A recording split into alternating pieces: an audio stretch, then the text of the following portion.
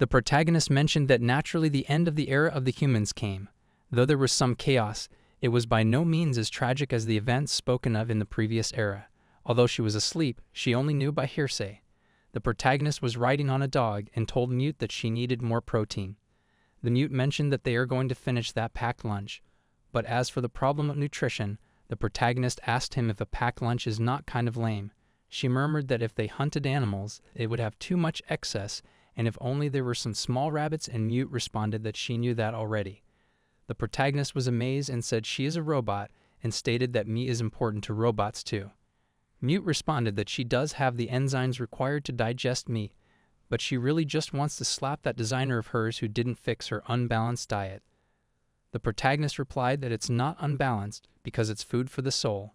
Meat really is the best, and the master taught her that meals are very important. Mute responded that if they just stayed at Hikasa's house, they wouldn't have the problem of food. The protagonist replied that she cannot do that as she decided that she was going to search for a master. The Mute looked forward and stated that he made a promise that he would help her when the time came for her to wake up. He asked the protagonist if there is a town close to where they can look, so he wants to save their hunting supplies. The protagonist mentioned that not long ago, her master and designer put her in sleep mode and ran off to some place. After waking, she left master's house to search for them, but that was almost 1 month ago. She stated that there are many ways to refer to them, but the typical one is robot. She said that her name is Hayasami Suo and Hayasami is her master's family name. The dog's name is Mute. She further mentioned that Mute is blunt, but he is a good person. The human era has ended, though the silent streets still show the traces of the bustling from long ago. She has a hard time imagining that. While she was writing Mute, she thought that the sun sure is not slacking today. She opened her tablet and connected a charger. A voice came that mentioned welcome to their solar charger, device recognized and charging will begin momentarily. Mute told her that even though the sun is still high, she will probably only get about 30% or so she should make sure that she uses that solar charger to its best. She said that she has got to make sure that she doesn't use the battery too much, as if it dies, that would be a big problem because there are a lot of pictures of the master on here. The dog looked there and saw a cabin. He said that they should rest there for today. They entered the room and looked around and asked if anyone was there. Mute mentioned that it's dusty but doesn't look damaged, and he wondered if someone was here recently. She looked around and saw a skeleton. Mute told her that this place is inhabited according to his guess, and asked her if they should find somewhere else. She told him that they should stay here for today, as who knows how long they have camped out and they need to return them to the earth. Mute understood, and they buried the skeleton in the ground. She looked at the burial and softly said that they will borrow their dwelling just for today. She mentioned that traveling is often like this. Finding places who have lost their owner is quite common, while finding somewhere with living people is a rare occurrence. She looked at the table and saw there were a lot of pictures, and she told Mute that they really liked taking pictures. She wondered if this was a record of this area, and it looks like there will be a town close by though. She looked at the pictures and thought if that was the same place, but at a different period in time. Mute agreed and further stated that they kept records while they were still living here. As she saw the pictures, she came to realize that there are lots of pictures of people. Everyone has that clock tower, and slowly there are less and less pictures of that person. Mute mentioned that the terminal is dead and he should print it out for them then, and it looks like he can extract them still. She looked at a photo of the clock and wondered if they liked this clock. She turned the picture and suddenly she felt someone was standing beside her. Mute told Shu that they should tomorrow go to the town in these pictures, as there should be some supplies left. She agreed and was in her sleeping bag. She hoped that they could find all kinds of stuff. The next morning they went into the town, which was completely destroyed, and they reached in front of the clock tower. It's the same as in the pictures, and Mute mentioned that it looks like this town is already deserted. She looked at the picture and said that the puppets are not here. Mute looked at the picture and said a mechanical clock. When the time changes, the puppets would come out and dance. Shu looked at him and asked him if he could do her a favor and lend her his skills. He shut her up and said that they came here to search for supplies. He told her that if they start getting involved in all her casual whims, they would never get anywhere. She blushed and asked him if they could just at least look at the inside. He agreed and told her that they are just looking. They went inside and saw there were a lot of mechanisms and dolls inside the clock. She went upstairs and said that they can't move as they are now, and it's almost like they are frozen in time. She came down and asked Mute if they should go. He looked around and said that it looks like the damage really piled up on this old clock tower. It seems that the magnetic coil moved the pendulum, but the flow of power was stopped. He said that if its gears were oiled, the main driver might work just enough to provide the power needed to move it a little, but there is no guarantee though. She was happy and she ran towards the supply box and looked at it. She looked at it and said it is a power supply, and this is the standard plug for her. She ran towards her bag and took out the solar charger. She asked him if it was okay if she tried this. Mute replied that a few hours of charging will probably only make it run for less than 3 minutes. He said while it's charging, if they oil it and look for supplies, it won't be a waste. She was sad and stated that she wanted to try it and to let it move one last time. He told her that this time it's not very complicated, so he supposed it's fine. He warned her that if she got involved in anything more complex, he is not going to help her. She understood and connected the solar charger.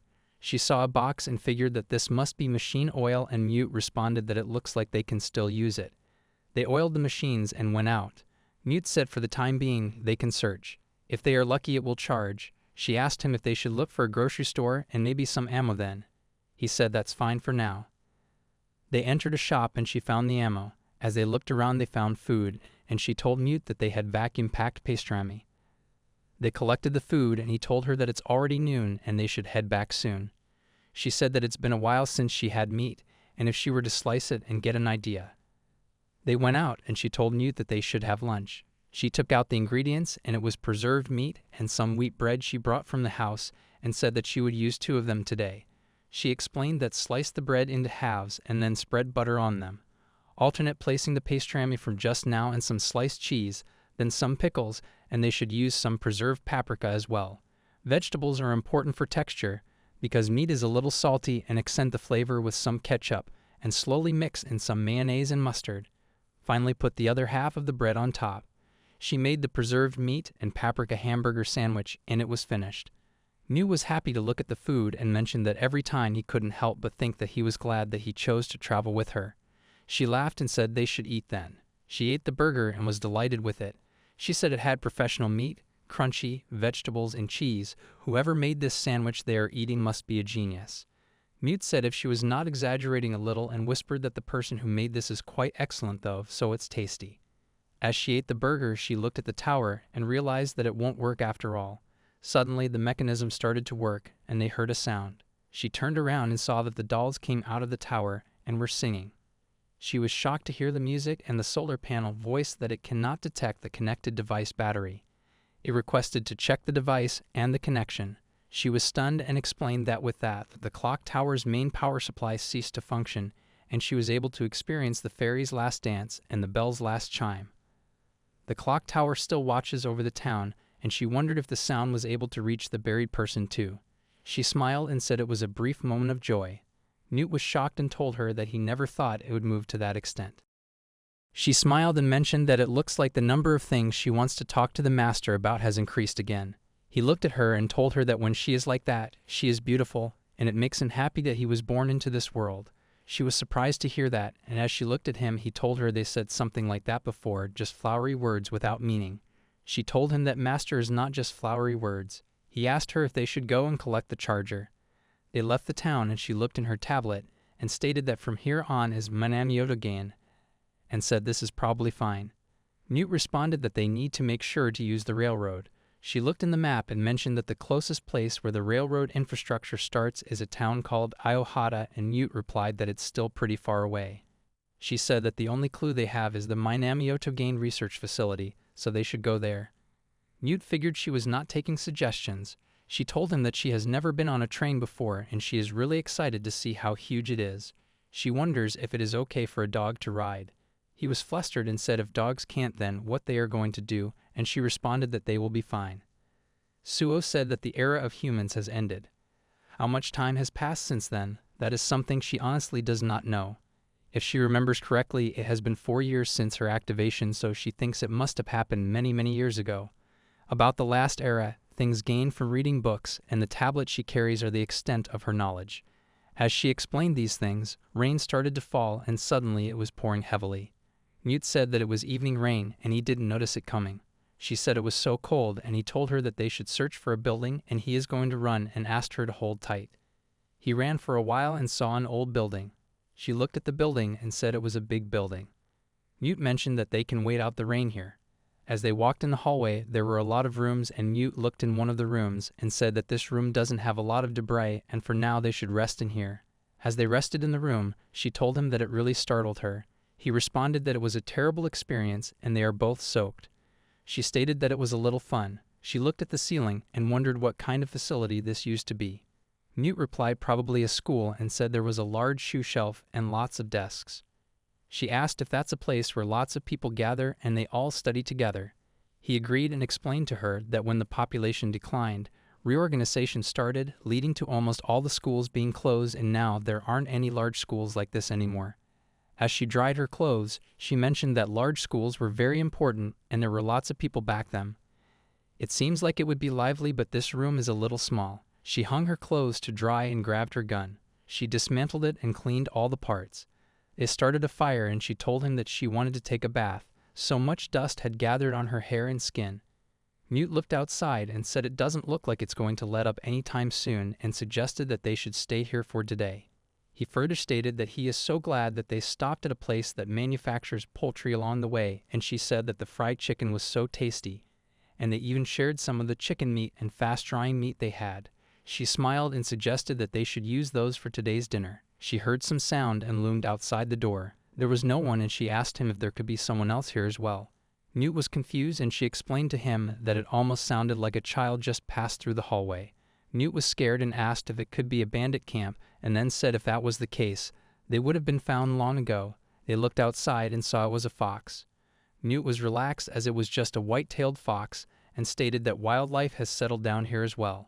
She replied that an animal's running sound is similar to a child, and Suo suddenly saw an image of a small girl. Suo greeted her and requested her to pardon them and asked her to allow them to take shelter from the rain. Mute was confused as he looked around. There was no one and asked Suo if she just greeted that fox. She denied and said over there was someone, and when they looked there was no one. Suddenly the girl appeared behind her and she told Mute that this girl was here. Mute was surprised and thought when her body gets cold, it causes irregularities in her processor cells leading to hallucinations. He denied and stated that it can't be. He had never heard of something like this before. Suo started talking to that girl and asked her if she lives in this school. The girl denied and pointed in a direction, and suddenly she was on the stairs. Suo asked her when she climbed those stairs. She wondered what was up there, but was stopped by Mute, and he told her that the debris is dangerous and her clothes are probably dry, so they should return to the room. She agreed, and Mute mentioned that in the past this kind of interference with the visual and electrical apparatus was normal. He wondered if it wasn't strange that a robot would have a receptor for that now and thought about the reproducibility of that. She told him that he is being kind of weird. She told the girl that she can call her Suo, and this is the first time she has met someone who is close to her age. She further told the girl that she is a robot who is only 4 years old, so humans generally tend to be older than she is. They went back to the room and she dressed up. She said that they should prepare for dinner then. She looked at the girl and asked her how they did it together. She said that she hadn't told her name, and the girl crossed her fingers and disappeared. Suo asked Mute about that girl and asked him if he saw where she went. He replied that she left, and he thought for a while and explained to her that a girl is probably someone who lives in the space between those who are alive and those who are not. It's not important for her to eat, so she took that into consideration and excused herself for a little probably. Suo realized that people like that exist, and he said that she looks like she gets it, and she doesn't at the same time. Suo was sad, and Mute told her that even if eating is not important to her, it is to them, so they should not feel guilty about it. She hugged Mute, and he suggested that they should make a tasty dinner. She took out the ingredients, and it was leg meat, ground meat, eggs, rice, and beans. She said that they should use the ingredients given to them at the poultry manufacturer as well. As she prepared for dinner, she explained that first she has to cut up the leg meat into pieces that are easy to eat. Oil the pan, then fry that leg meat, and when the bottom becomes crispy, flip it over. Once done, cover and remove from heat. Next, add the ground meat to a pot. Then add a mixture of sake, sugar, and soy sauce little by little in preparation for soboro. Now add rice and water to the pot and turn on the burner. Once boiling, turn to low heat and stir gently. Mute mentioned that it would be easier to just pour hot water on it, and she replied that it tastes better this way. Mute asked her to forgive him, and she further explained that for the meat they left to keep warm, mix with sake, sugar, and soy sauce like when making teriyaki. Put the soboro rice aside, crack the eggs into empty pots, and cook to taste, and serve everything in a bowl. The chicken teriyaki, soboro, and fried eggs were finished. Mute was drooling over the food, and she said that it was a dish of chicken with lots of extras and they should eat. They were delighted to eat the food, and she said that it's so sweet. The meat and the eggs are cooked perfectly and the rice fits so well. Mute mentioned that he could eat 3 servings of this. She smiled and mentioned that they are alive, so this is how they are given their life force. They agreed and slept. Suo dreamt about a girl, and she heard a voice that mentioned what she did, something forgotten, something precious, once more, and she woke up. She came out of her sleeping bag and saw the girl outside the classroom gate. She asked Mute if she could follow that girl, and he was asleep and didn't respond. He saw that she was walking away and asked her to wait. He followed her, and as they looked around in the rooms, she found a room full of masks, and then reached the stairs. She went upstairs and followed the girl inside the classroom. The girl sat on a desk, and they came towards the girl. The girl pointed towards the books that were kept under the shelf, and Suo asked her if she wanted her to pick them up. Suo saw that it was an old letter, likely far from what it once was. It is now tinged with a yellow color. The fibers are afraid, and it looks like it could crumble any second. The girl placed her hand on the seal, and Suo asked her if she should open it. She opened the draft and saw there was a letter inside. Suo said that surely, this is a thing they call letters. She mentioned that something has been written, but she wondered how many times it has been read, and how many times it has been flattened with care. It's worn out now, and it's a letter that she cannot read. The girl cried and said that she was so glad that she was able to read it once more. The girl hugged Suo and thanked her and told her that she will meet her again. The girl disappeared in thin air. Suo smiled, and Mute asked her what it was. She replied that it looks like an old letter, something forgotten by that girl, she wondered. Mute said that this era, things left behind, things forgotten, and he wondered if it was full of those. They looked outside, and the sun came up. She said that buildings where no one lives, things left behind, things forgotten. They who travel follow those things, the end of the human era. She asked Mute that the girl's footsteps didn't make noise, but there was a pitter-patter sound and laughter. He asked her to stop, and she said that the girl's voice wouldn't come out, and she told her to stop, and he hates that occult stuff. Suo mentioned that naturally too soon the end of the era of humans came.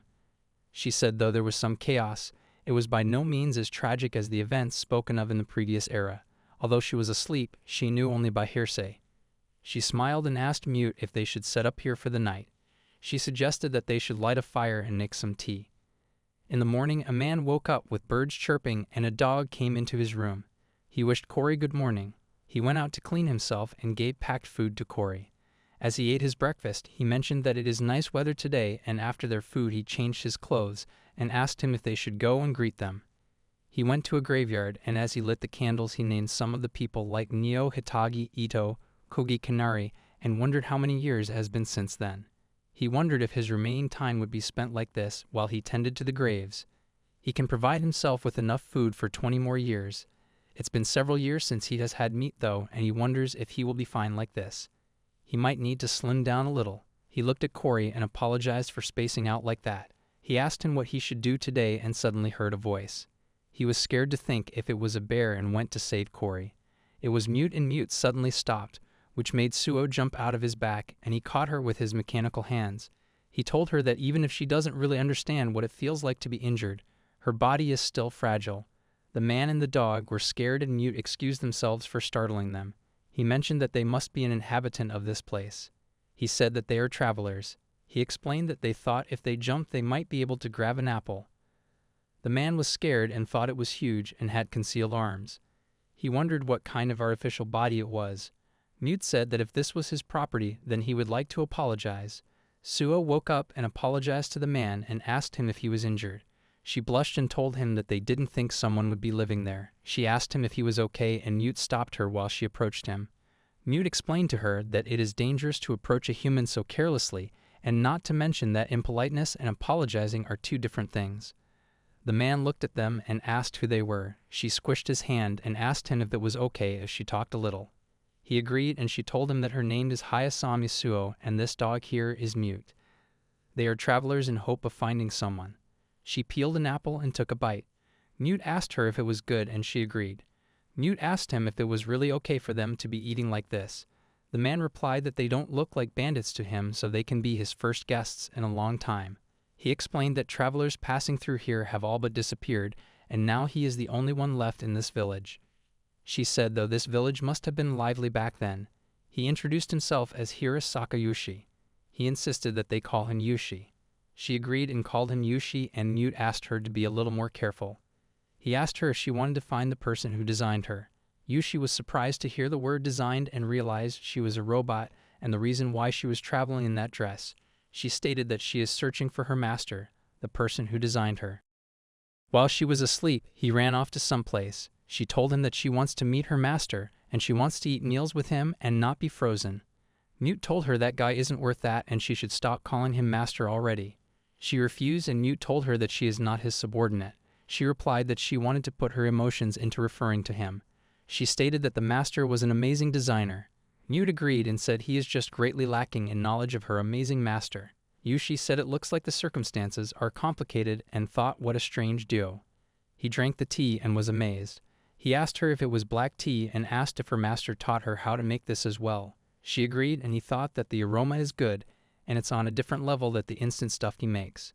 He further stated that it's her master's tailoring and told her that the person she calls her master must be a very special and important person. Yushi said that by this sweetness and bitterness he can remember times gone by, if just a little. He has a feeling that he was given the chance to experience this aroma before. He told them if they need anything then they should let him know as thanks for the tea.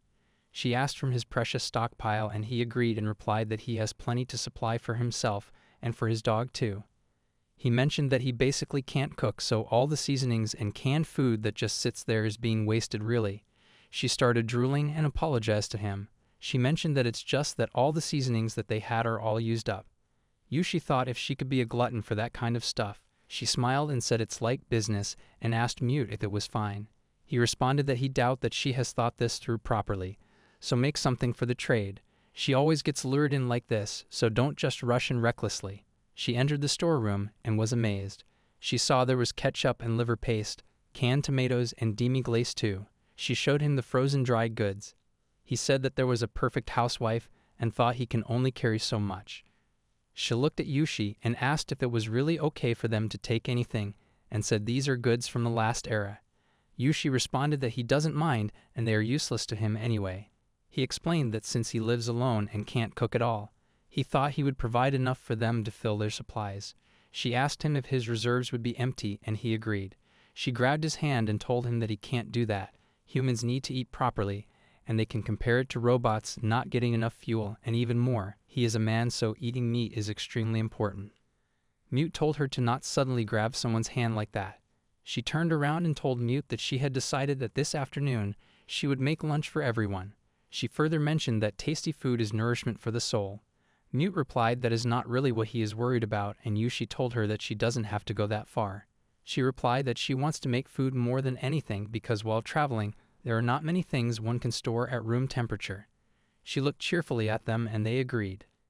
Yushi thought if it was okay and said it's been a long time since it's been this lively. He said the neighbors of humans really adore that man enough to travel like this.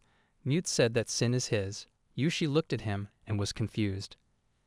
Suo stated that she has decided what to make and asked Mute and Yushi if they should go. Yushi asked where to go and she replied to hunt. They reached the forest and there were a bunch of deers in the grassland. She told them that she can do it and asked them to conceal themselves and requested them to hide her presence. She made a shot. Yushi said that he knew that there were some amber seros near the forests, but this is the first time he will be taking one. This is a result of the last era's food crisis and their genes were edited and a new species was born. By now they have all gone feral, so they will only be taking one. Yushi was amazed as she really did get it. She said that she was glad that her shooting ability has not gone bad yet. She hoped that it didn't suffer in the end. She prayed near the corpse and then looked at Yushi. She requested him to help her carry this back now, and it's going to be heavy. They reached back at Yushi's home, and she cut the ember suro, and Mute asked Yushi if he can't handle blood. Yushi said that he thought maybe he could help out a little. Mute responded that he could help him bury the organs by digging the hole. She smiled and mentioned that this is something her master taught her. It's okay to rely on methods other than artificial preservation. She said if she has many tricks, then they can utilize them, they will be able to minimize the losses, and it's one way to make sure they can survive, because they too are part of the circle of life. She asked Yushi if it was okay if they took this pelt. He agreed and said that they were the ones who got it in the first place. Mute asked her what she planned on doing with that. She told him that she will wash it, then dry it, then tan it. It's fluffy, so when they meet their master, she will give it to him to wear. She was ready with the ingredients and explained that they have to slice the beet into meat-sized chunks and lightly salt. Do the same to the canned vegetables as well as the preserved carrots and potatoes. She further explained to lightly sprinkle the pot with olive oil and then add other ingredients and lightly saute similar to a stir-fry. Yushi looked at her and thought of the sweet smell of onions, of tasty food being made, of things he has not experienced in a long time. She said once it has come to temperature, add 1 cup of water and a little bit of cooking sake and malt liquor. When it starts to boil, turn down heat, skim the scum off the surface and stir in tomatoes and demi-glace. Simmer for about 20 minutes on medium heat, and while that cooks, fry up the remaining ingredients and some cheese. The amber suro and demi-glace stew and a meat and cheese mashup was finished. Yushi was amazed and his stomach started growling. He said after smelling it he suddenly felt hungry, and she said that they should eat. She said that it was not too salty and the meat was fresh and she is in heaven. Mute asked her if she really loved meat. Yushi took a bite and remembered that stew did taste like this and it's rich. He mentioned that it has lots of different flavors like vegetables, sauce, and meat. He stated that it tastes like life. He told her that it's very good and mentioned that he has forgotten what it was like to truly eat. He was nice and warm now, and she replied there is still enough for seconds. She asked Mute how it was, and he responded that food is what gives the warmth of life, and replied that the food she makes is always good. She told him to at least look like he is enjoying it. He stated that dogs don't have that kind of muscles. Yushi said that he thought he would simply just rot away in a slowly dying world. Eating tasty food like that, he guessed that was a little greedy of him. Yushi stated that he doesn't know if it's okay for him to ask this of her, but after she finds her master, if she remembers this time they spent together after a couple of decades, would she come and give his corpse a proper burial? She was surprised, and he further mentioned that it depends on how he ends up dying and whether his corpse is still intact. He smiled and mentioned that he wants to return to the earth the same as everyone else, which is what he thought. She agreed, and they were back on their way.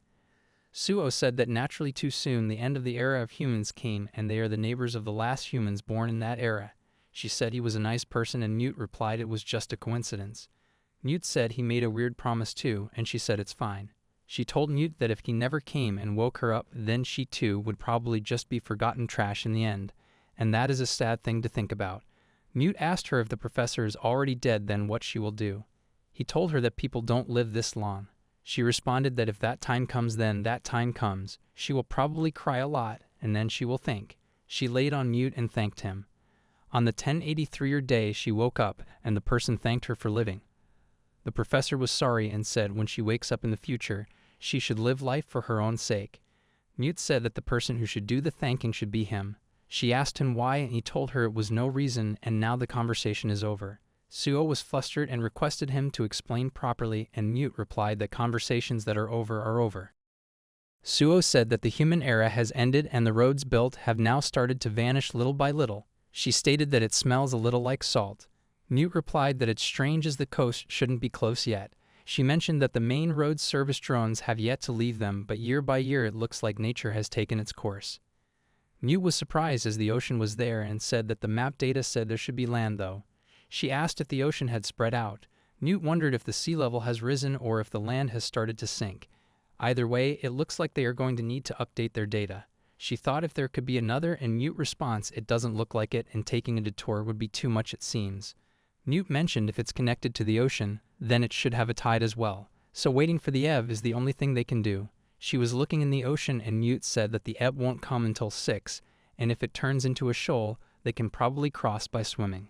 He asked if they should just kill time until then. She asked Mute if he could fish. He was confused about fish, and she explained that she saw some small fish, and that means bigger fish can eat those, and they can make a fishing rod with a branch or something.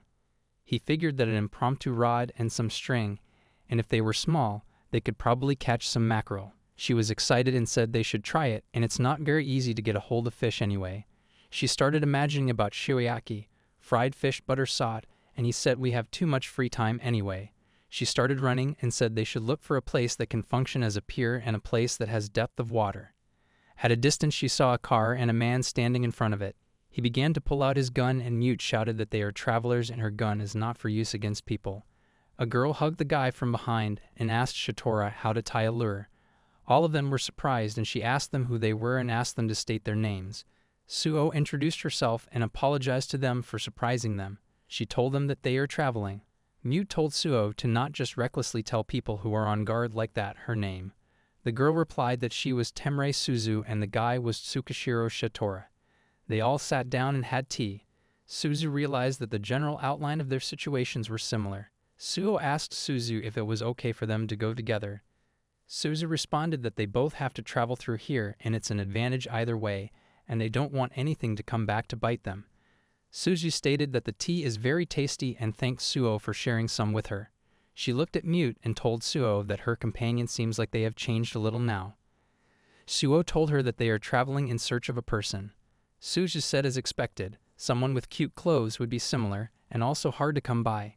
They should gather their food now. Mute asked Shatora if it was okay with him. Suo mentioned that Mute is really prone to worrying. Suzu agreed and said Shatora is the same. Shatora flinged his rod and Suo asked her if Shatora is also a robot and told her that she is also the same. She mentioned that she thought he was a little scary at first though. Suzu said he is a good person and he goes along with her when she is being selfish. Suzu explained that she is looking for the design child's gene donor roots and he is even coming with her on this aimless journey. Suo looked at her and said they both are the same. The reasons why they travel. Suzu agreed and asked if the way she talked was weird. She mentioned that with the materials she had around her, she could say that learning is not her strong suit. Suo said she didn't notice. They all started fishing and Mute told Suo that she had a bite. Mute stated if she winds it so suddenly the line will break. They caught some fish and Mute asked how they would eat them. Suzu asked if they were not going to have shirayaki. She asked Shatora if he had any starch. Suzu wondered about starch and asked her what she was making. Suo replied fufu and said leave the meal to her. She collected the ingredients and explained that first they have to fillet the fish and leave the head and take out innards as well. Open and clean the inside, then shake off the moisture. Make tear with sake, vinegar, and ketchup and add a little soy and mix in some starch. For the fish, coat them in starch. Boil minced green onions with the tear and cook some rice for later. Take the coated fish and cook them in oil. Then take the off and pour over the fish and it is finished. They were amazed by the dish and Suzu said it smells so good. Suzu took the first bite and said this is crisp yet fluffy and the tear matches it perfectly and they can even eat the fish. She said it was so good and Suzu realized that she can cook like this and the world is full of things she never knew. She asked Suo how else she can cook fish. Suo responded that she can make teriyaki or fish dumplings. Shatora was a bit sad, and after they ate the food, they slept. Shirota and Mute were sitting by the camp. Shirota said that he was grateful, and it has been a long time since Suzu has made such a relaxed expression. He thanked Mute. Mute was surprised and Shirota was confused. Mute told him that he suddenly spoke so it surprised him. Shirota asked Mute about his point of view about how Suzu seems and if they seem okay to him. Mute was confused and said why he was asking him this. Shirota responded that it was just his intuition, but he gave off the feeling of a human to him. Shirota stated that his body and self are of machine origin, but Suzu has a real organic. He wonders if there are many things that he doesn't realize about that. He further said that it's just a thought though. Mute replied that humans and robots both have things they don't realize. He too is always troubled and full of unease. Shirota asked if that was so, he wondered. Mute asked both the girls to wake up and told them that the is low, so if they go now they can cross. Suo said she was sound asleep. They saw the scenery and were surprised as the town under the water appeared. They crossed the sea and Suzu mentioned that the moss and water are emitting a soft blue aura and the bacteria are plentiful. Suo said it's like they are walking underwater. They reached the end of the town and Mute said that they would separate here and asked them to stay safe. He explained that back then, this road had a section with large-scale organic pollution. He requested them to take caution. Both Suzu and Suo were sad and Suo said that it looks like they have to separate. Suzu hugged her and stated that they will see each other again. Orly their paths will cross. She agreed and Suzu said that she should go now. Shirota whispered something in Suzu's ear and Suzu turned around and called Suo. He gave something and told Suo that she looked trustworthy and gave her a piece of paper. They went away as they waved at each other and Mute asked her what she gave her.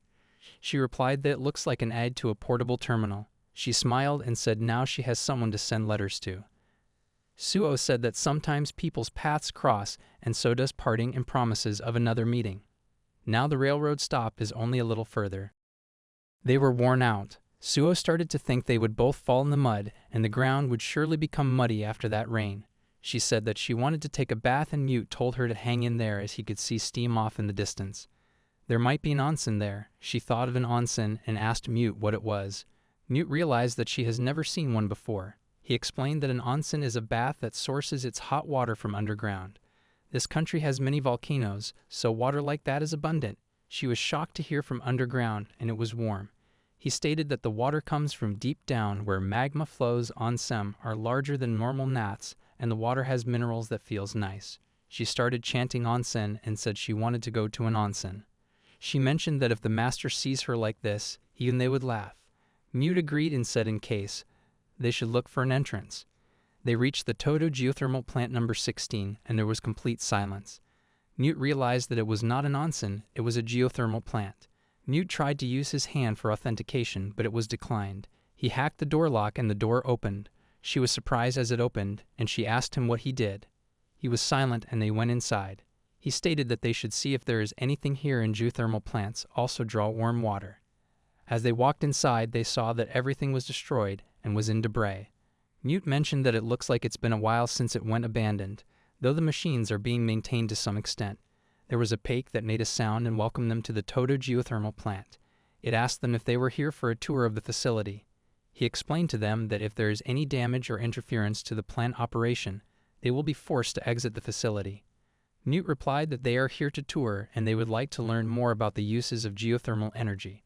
The box stated that this facility uses steam to research agronomy for greenhouse use. For disaster preparation, the excess hot water is also converted for use as bath water. She was happy to hear that and asked Mute if that means that there are vegetables and a bath here. He agreed and mentioned it seems to be that way. She asked the robot where the bath was. Mute responded that they would like to tour the disaster equipment and the water conversion facilities. The robot turned around and requested them to follow him that way. They followed the robot and saw there were large machines. Suo thought what a huge machine it was, and the robot said that the disaster equipment is located here. Mute looked at some boxes and asked if they were folding baths. He pressed the button and it turned into a bathtub. Suo was amazed and said she wanted to help too. Mute asked him to connect the pipe to the machine. Mute looked at the screen and said that this was the console and set the water temperature, and the water started to pump out of the pipe. The tub filled in a few minutes, and she asked him if it was really okay to use this water. Mute agreed and stated that it is just leftover anyway. Mute told her to bathe to her heart's content, and she started taking her clothes off. Mute told her to show modesty, and she replied that he is the only other person here. She soaked herself in the water, and Mute asked her how it was. She replied that it feels great. She asked Mute to come in with her and asked if he didn't want to take that mud off of him. Mute told her that he will get in after she is done. She replied that he can't get all the spots on his body by himself though. She started to come out of the bathtub, and Mute agreed with her condition and told her that she is definitely not allowed to walk around like that. She agreed and they bathed together. She rubbed his back, and while they were in the tub she mentioned that she wanted to take a picture and send it to Suzu-san, and she probably does not know about onsen either. Mute replied that's probably true and told her not to go taking pictures of her naked body though. She asked if it's just Mute Swan, then it's okay. She clicked their pictures and wrote a message to Suzu-san and Shirota-san that they are at an onsen right now and it's very warm right now. She sent the message and said it will take about 2 days to reach them. Mute put his face underwater and thought why he was so embarrassed. She came out of the bath and said while she was in it, and started to wash their clothes. They dried the clothes and after a while wore them. She said she felt so clean and thanked the robot for letting them take a bath. The robot said that they are currently in a disaster situation, so this is their intended purpose. Mute asked him to next let them tour the greenhouse. They reached the greenhouse and she saw there were potatoes and cabbage and tomatoes and even carrots. She asked the robot if they would sell them and he denied. The robot mentioned that the crops are harvested and then used for fertilizer. During the previous era, they were saved for reserve, but now there are few who can use them.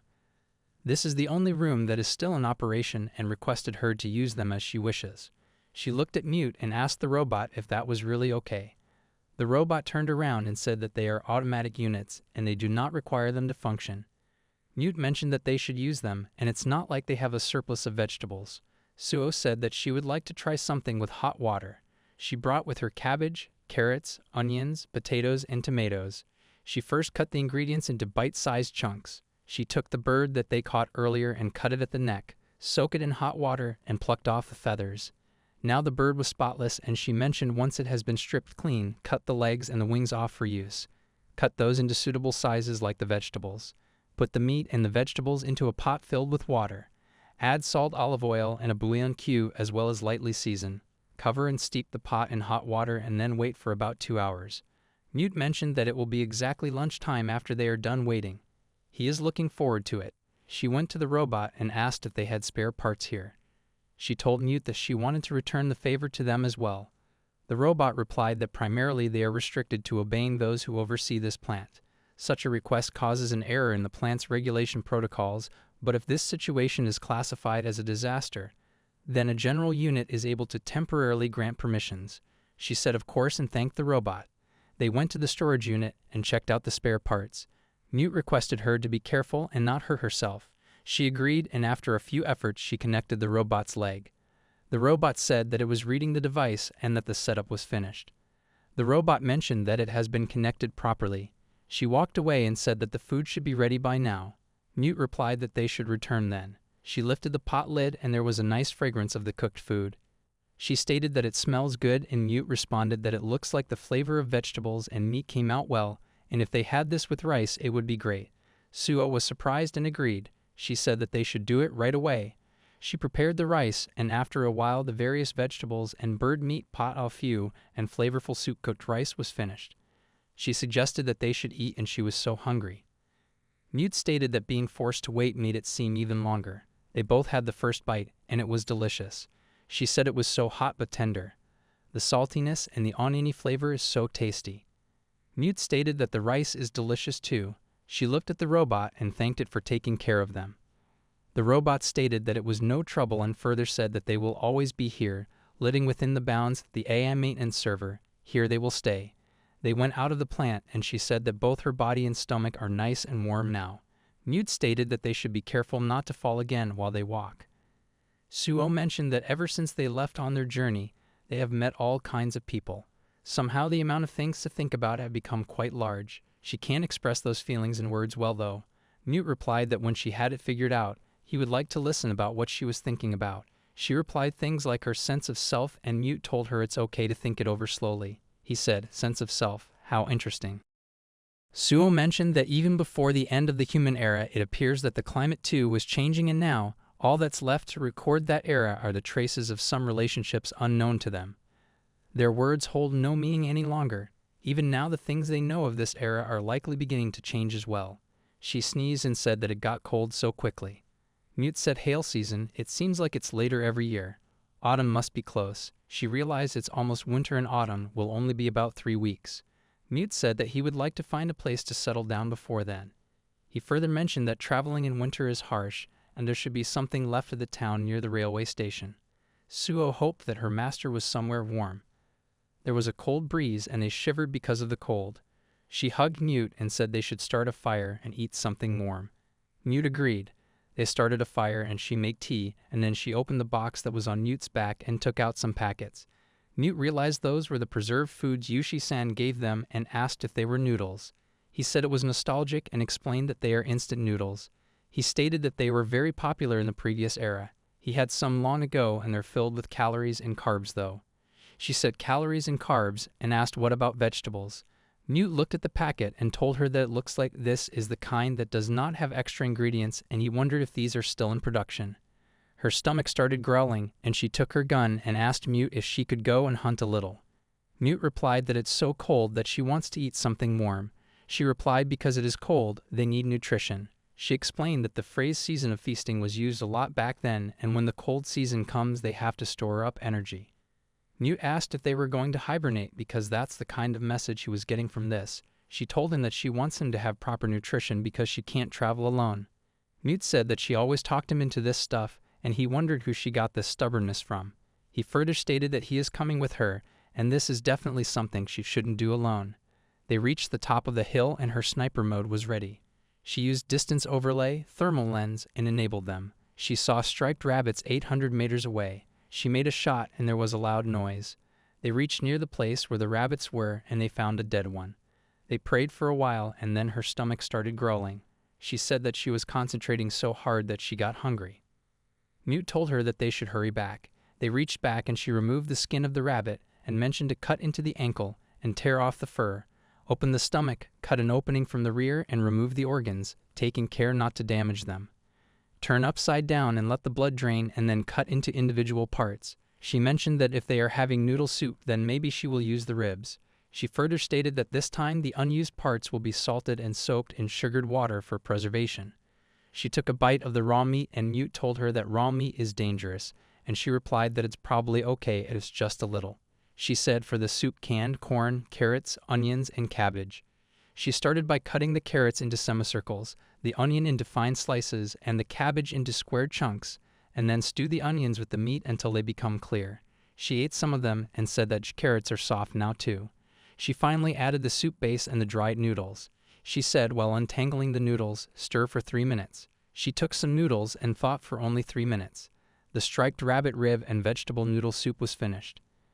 They had the noodles and Mute said that the spices, miso, and oil really give it a good smell. She replied that they really are noodles and they should eat. She took some of them and said they were so tasty and the noodles were chewy too. They fit the soup so well. Mute explained that the slightly strong flavors and the vegetables work well. Mute thought instant noodles and meat were luxurious. Suo stated that the rib meat melts in the mouth. She thought that the noodles would have had a more clay-like texture. She said that the dried food from the last era is really like normal food.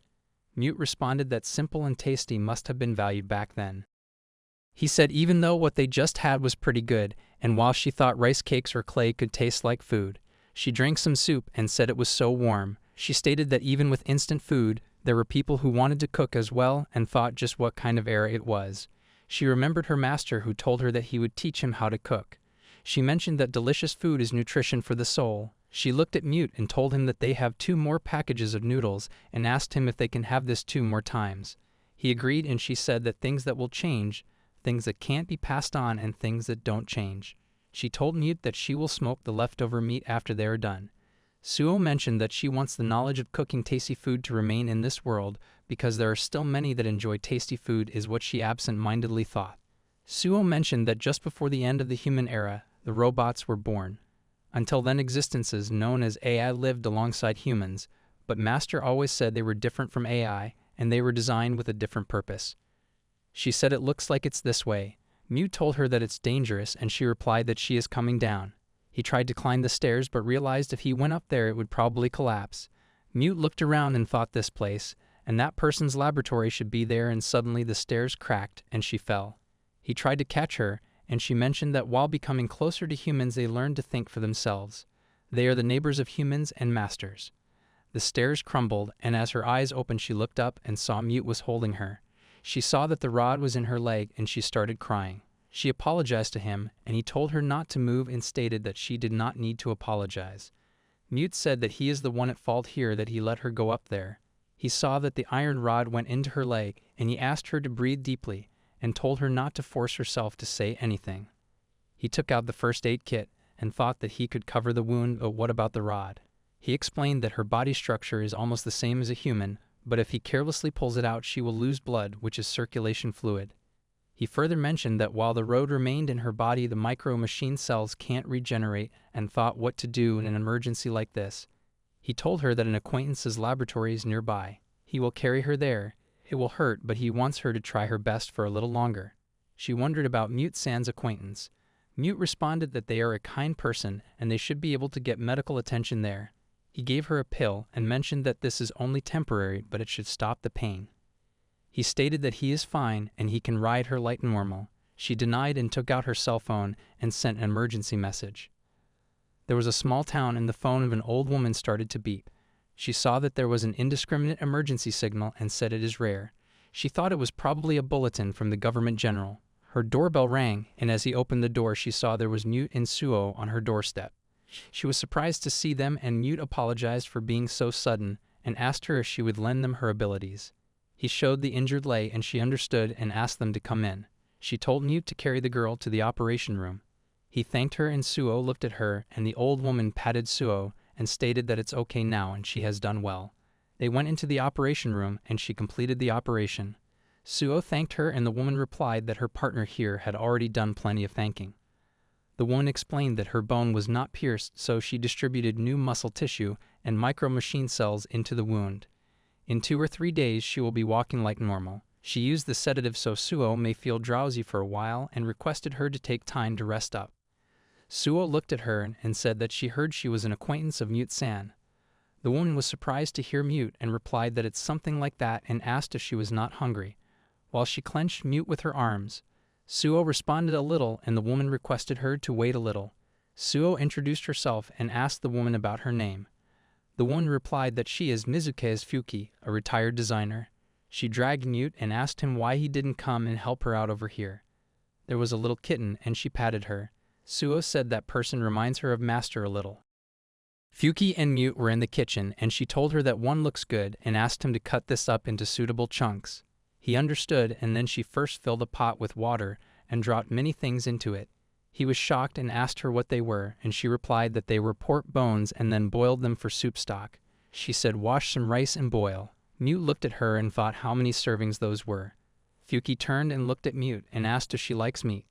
Mute responded that she loves it. She added egg, ground pork and bread crumbs in a bowl and mixed the ingredients. She formed the mixture into balls and then boiled them. Mute said those were pretty large. Fuki said maybe she will put it in liver too as organs are very nutritious. He was shocked to see it and asked if she would add all of it. She added ginger to warm the body and said cooking everything together makes it more tasty. She scolded him and asked him what he was looking at and she didn't see his hands moving. She asked him to do his job and he agreed. 30 minutes later the food was ready and Fuki apologized for the wait and asked if she was hungry. Suo sat down and apologized as she didn't know how long she was lying down. Fuki replied that she can stay lying down if she wants. She made pork meatball and liver rice porridge. Fuki told her to try and eat it before it gets cold. Suo started drooling and Fuki mentioned that she figured something like this would help her recover quicker. Suo responded that it had a slight garlic scent and thanked her for the food. Suo had the first bite and started coughing.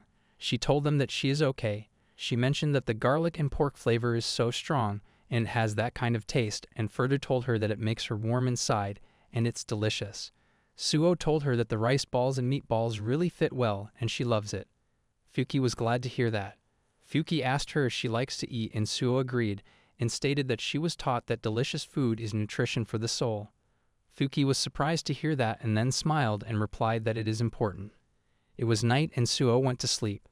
They came out of the room and Mute thanked Mizuke's sensei and asked her how he could possibly repay her. He told her that Suo is something he cannot replace. Fuki responded that she understands that everyone that has run an affiliate feels that way. She said the day she heard that teaching from a grandchild would happen like this and said it's been a long time, Hayasami Misho. Suo woke up and Mutt greeted him and introduced himself. He mentioned that he is an old friend of Hayasami Misho. He stated that he was entrusted to her by Misho and came to be of assistance. He requested her to let him know if there is anything she wants. She asked him that her master must be living somewhere, so she wants to look for her master. Mute asked her why and she responded that is what she wants to do the most. He thought that he wanted to give her life and nothing more. Kiku and Mute were sitting together and Kiku asked her if he was reminiscing. She called him an idiot and asked him how he could have been so reckless. She thought she was going to see him after 10 years and asked him where the heck she was looking at. She said that all this time, he has been a traveling pack horse. Mute replied that he has no excuse. She asked him what this artificial body of his was.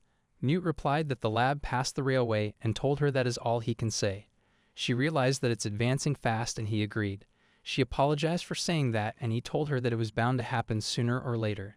He stated that this artificial body was given to him because it is sturdier than a human one and it was calibrated for him. She asked him if Suo knew about this. He denied and responded that he couldn't tell her anything. She smacked him and called him an idiot. She was furious and asked him why he is doing things so half-heartedly and what he even wants. She asked him if he was going to abandon Suo without telling her anything and leave her with everlasting discord in her heart. He told her she is wrong and then looked down and said she is not entirely wrong. He stated that he is scared and the only thing Suo is doing is in search of the shadow. So leaving her in a town with many robots for company, that's what he thought would be the best. He asked Fuki what he could do to make her happy and what he can do so that she finds her reason to live, and it would be best for her to find that out during this. He said for that reason he wished for her to forget about him, Hayasami Misho. He stated that he is the worst parent and he has no faith in her, and perhaps it is because he's afraid to get hurt himself. Fuki replied that if he understands that much already, then there is only one thing he needs to do. She told him to go meet Suo, for real this time. She held his face and told him not hiding behind this facade, but with his own body, his own face, and his own words. No matter how scary it may be or how painful it is, she told him that this journey with Suo, see it through to the end. She asked if he was a parent, then isn't that what he would do for his child? She told him that this is his last chance and the last thing a parent can do. She told him to find out what it is and find out what Suo treasures the most. He wondered what Suo treasures the most. The next morning Suo came out of her room and Fuki wished her good morning. Suo also wished her good morning and Fuki asked her how her leg was. Suo replied that if she puts her weight on it, it hurts a little. Fuki responded that she will examine her wound later and told her to feel free to help herself to the bagels and liver paste for breakfast. She sat on the dining table and thanked her for the breakfast. She saw Mute and wished him good morning, but he was not in a fresh mood, so she asked him if something happened. He wished her good morning and told her he just had something on his mind. She replied that lack of sleep is not good.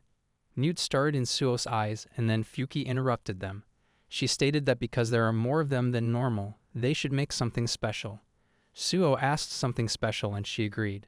She responded with something cold and sweet. Fuki explained that sugar is good for the brain and anyways, this is not something they can eat outside easily. Suo was excited as she heard cold and sweet. Fuki hoped Mute to look forward to it too. She took out the ingredients and said to add 3 egg yolks to a small pot, warm up some milk in another pot, add sugar cornstarch and a pinch of salt to the egg yolks and mix well. Slowly add the milk and mix on low heat until it starts simmering and then transfer to a bowl, and while stirring use ice to cool it down. While it cool, whip some fresh cream and mix. Mute stated that this is kind of exciting. Fuki further stated that after properly mixing, separate it into 3 metal containers, sprinkle matcha and cocoa powder onto 2 and use vanilla extract on the last one. Then cover and refrigerate and wait for about 2 hours until it's ready. Fuki said that while they wait, they should look at her wound. Fuki looked at her wound and mentioned that it's healing well and her nerves should only be sensitive for a little bit longer, but there may be a scar left behind, and if she is interested, it should be possible to replace the skin tissue through surgery. She asked Suo what she thinks, and Suo replied that it's fine this way. She stated that she wants to be able to tell the master about everything that has happened on this journey. Fuki asked her what kind of person this master of hers was. Suo replied that they are very smart and kind. She mentioned that she was not normal, and took her much longer to wake up, but the master still loved her with all their heart. She stated that they taught her how to cook and use guns, and they studied a lot to be able to do that. She said that they read so many books on cooking, and they loved sweet things and fluffy animals. They always tried their hardest, and they were a person of great character, but they often put off caring for themselves. She said that they would spend all night sleeping on the couch without eating anything and only buy clothes for her while they wore the old one for themselves. She told her that the master has done so much for her, and that is why she wants to warm them with her own cooking. She wants to meet master again. She explained that when they were thinking, they would put their pinky to their mouth and they had a mischievous sight to them too. Mute called Suo and Suo apologized as she took over the conversation. Fuki told her it was fine and it was fun to listen to.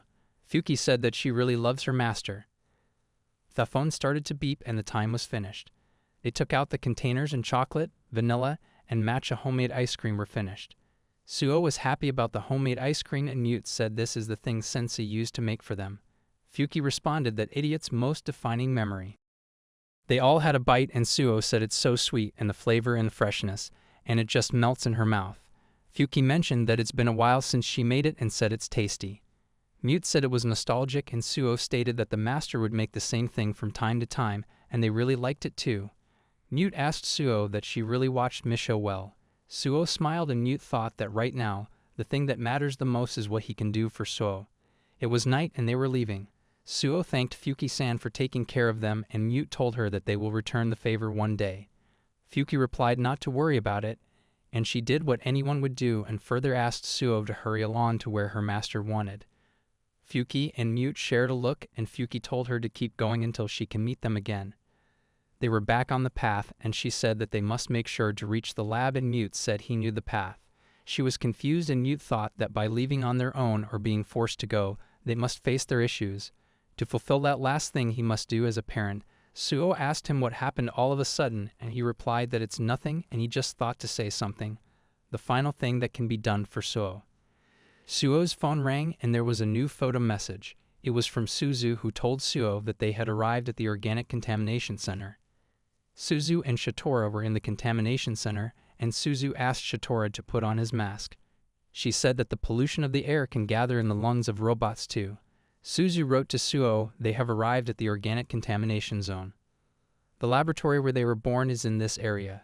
Clues about her, a design child, and her robots are likely to be here. Ever since she was little, she has had recollections of a place she had never been to. She wondered where the scenery was and whose memory they were. She said she was searching for the answers is like searching for her own identity. She saw the pale tree. She clicked the picture and said that the pale leaves endlessly rain down like ashes and nothing organic can live in this area except for those trees. There were corpses lying around, and she stated that only the city is in this condition even though the suburbs are clean. She wondered how many cities there are in the world like this one. Shatora told Suzu-san that they were there. They reached the Tenrai Life Science Institute. She looked at it and said the district's main office, and she hoped there were some clues there. She said they should go, and suddenly Shatora said he saw someone. He took his gun out and asked the person to disarm himself and said that drawing closer will be taken as a hostile action. The person said those are my lines and called Shatora a lifeless existence.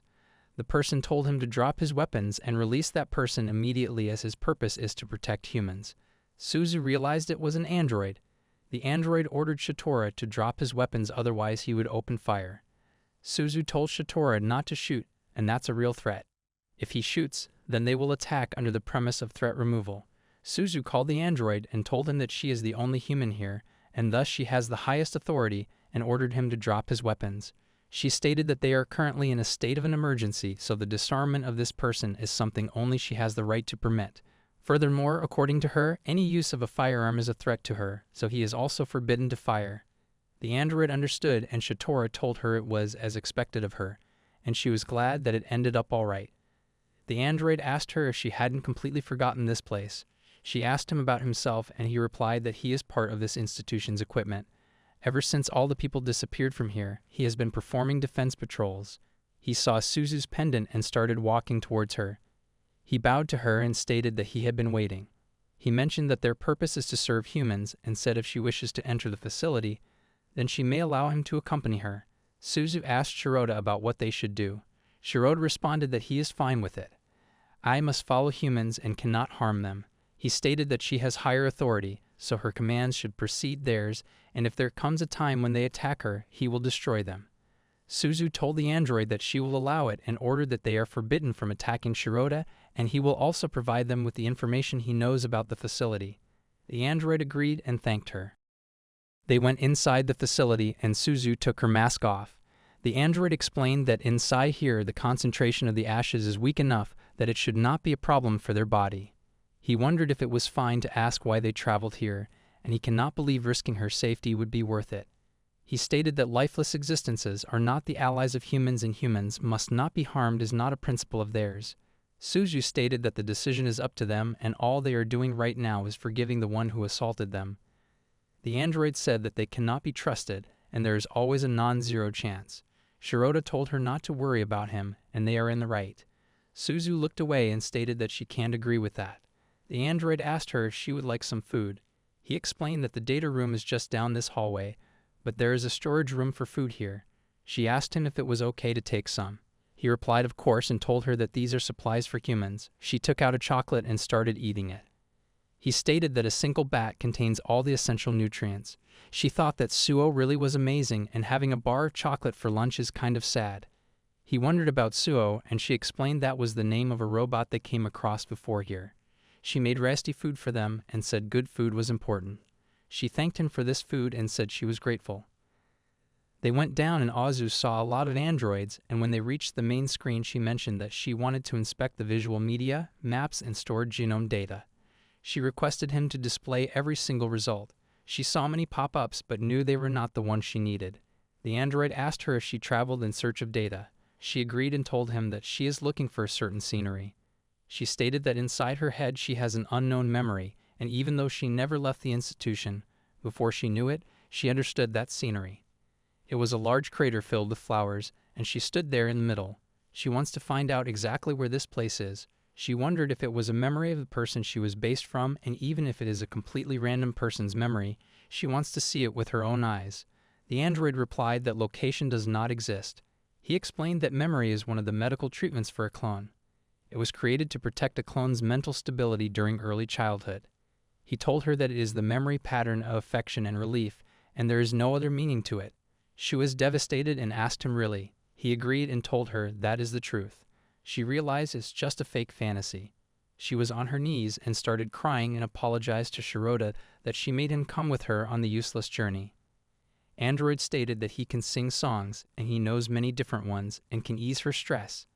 He said that he also knows many stories, and he can let her listen to them every day, and in the library are many video games that she can play, so many that she would never run out. He mentioned that there is no reason to go back outside where it is dangerous anymore. She looked at him and turned away. The android told her that he can be useful to her, and he will put her above all else. He will work to the fullest extent to ensure her health and safety. If she wishes to view scenery, there is an archive from the previous era on that subject. There was another pop-up, and Suzu said the top left and asked him to enlarge page number 156. She requested him and told him that she wanted to search for the scenery in that memory. The android started acting weird and said he will obey her orders and he must protect humans. He asked if she wished to search for her memory and said that leaving the facility is a threat to human safety. He wishes to be useful to her and requests that she stay here forever. They wish to provide happiness to humans. He was malfunctioning and said he cannot dream and tapped on the keyboard. A voice came that said processor error, command is conflicting. There was a warning, will overflow process ended and entered safe mode error and the initialization has failed. Suddenly the door of the facility was locked and Shirota tried to open it, but it was no use. The android took out his pistol and pointed it towards Shirota and asked if he would dream. He made the shot, but Shirota dodged the bullet and cut the android's throat. The android asked him to save him and help him. He destroyed the android and Suzu hugged her. She stated that just now she was happy that he destroyed it, but them being gone bring upon the same sadness. She said that she is messed up, and Shirota told her that both of those are her feelings and requested her to treasure them. He explained that there was a conflict with the order she gave to the AI. Protect and help humans and fulfill the will of humans at all cost. He said that AI are existences designed to aid humans, but above the order of fulfilling the will of humans was to protect her by locking the institution. He said because an error occurred, errors kept on coming and the AI attempted to destroy itself in order to erase the orders, but AI cannot commit suicide as suicide is prohibited on principle and they are the same. He took out the chip from the android's neck and showed her the scenery. Suzu realized that they had the same face as her. A voice came and stated that the images that remained in the data, the same images that were in the android,